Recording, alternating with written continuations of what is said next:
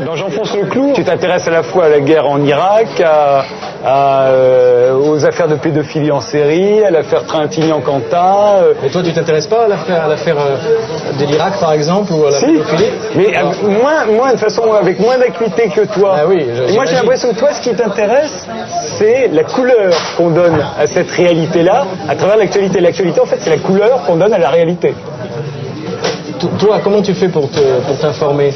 Je suis obligé de lire plusieurs journaux. J'essaye de faire la part de ce qui est dicté par l'idéologie, la morale.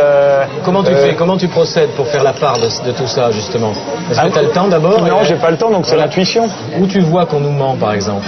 J'ai l'impression que quand on nous parle des terroristes irakiens et qu'on assiste beaucoup sur les attentats aveugles qu'ils commettent, en fait, ils sont pas aveugles du tout, ces attentats.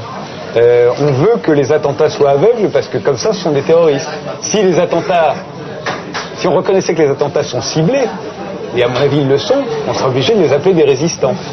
Voilà. Et évidemment, pour le monde occidental en général, c'est embêtant. Le combat, il est simple, il est entre la justice et l'injustice.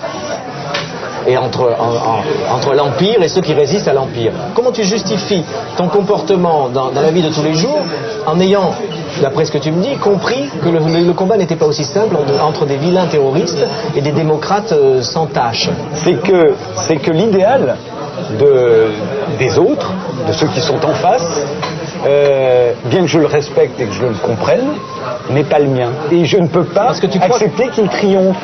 Voilà, donc tu es prêt à les abattre?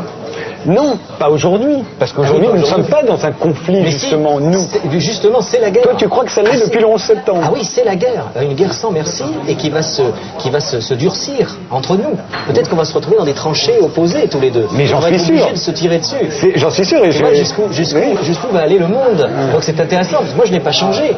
C'est vous qui avez changé, c'est vous qui vous êtes installé dans une incompréhension et l'ignorance telle qui fait que vous croyez qu'il y a un idéal que les vilains arabes vous proposent, auquel vous ne voulez pas adhérer, mais ils vous proposent aucun idéal. Au contraire. Je te prends un seul petit exemple dans l'actualité récente, puisque tu me parles du terrorisme.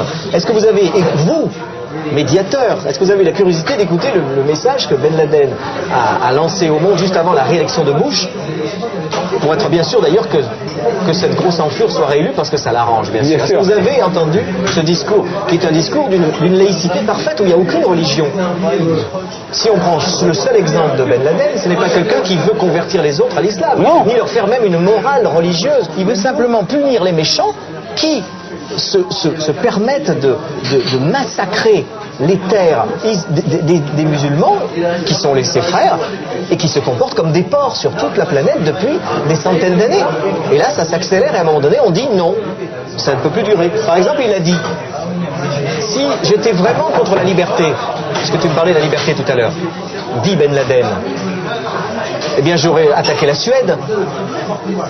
La Suède, c'est le pays de la liberté, le pays de la pornographie, le pays de l'horreur du monde moderne.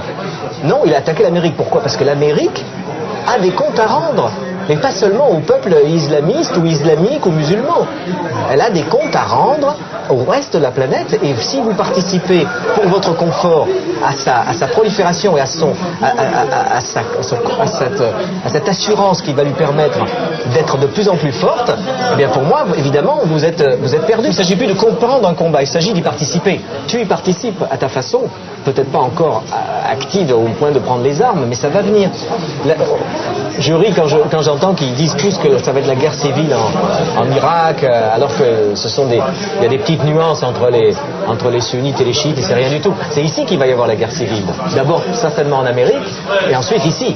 C'est dans les pays corrompus où, justement, il y a des déchirements de conscience que va se produire la guerre civile. Les Américains sont un symbole, le monde musulman est un autre symbole. C'est pas, la guerre ne va pas s'établir. C'est ce que croient dans leur parano les petits franchouillards ici, en croyant qu'il y a des vilains arabes qui vont venir dans les rues et les égorger. C'est pas ça, le combat n'est pas là.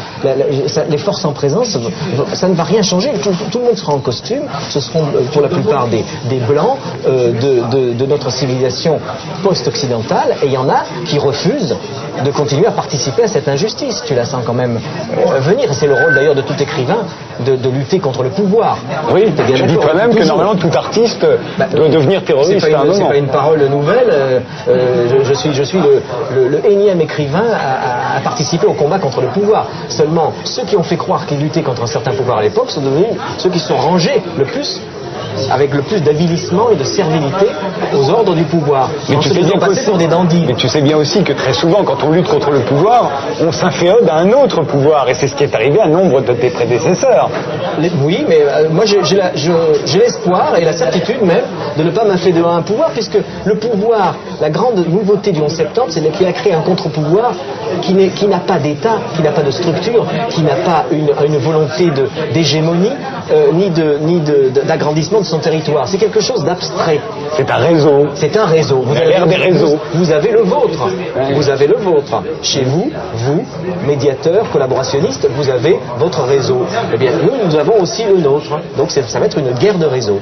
Et crois-moi que si on se sent en guerre, on est en guerre. Oui, j'ai l'impression que parfois, je me dis, peut-être que tu es en guerre tout seul.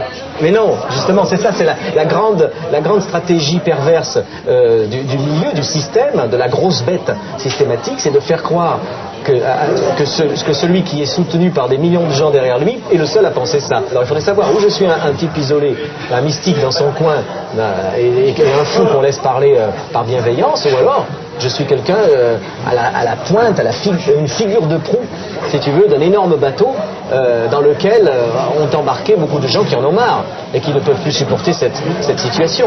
Et c'est normal. Tu comprends que c'est normal. Tu comprends que c'est normal qu'à un moment donné, il y a des gens sur cette terre qui disent ça suffit, on va pas devenir des esclaves d'un pouvoir qui s'appelle l'Empire.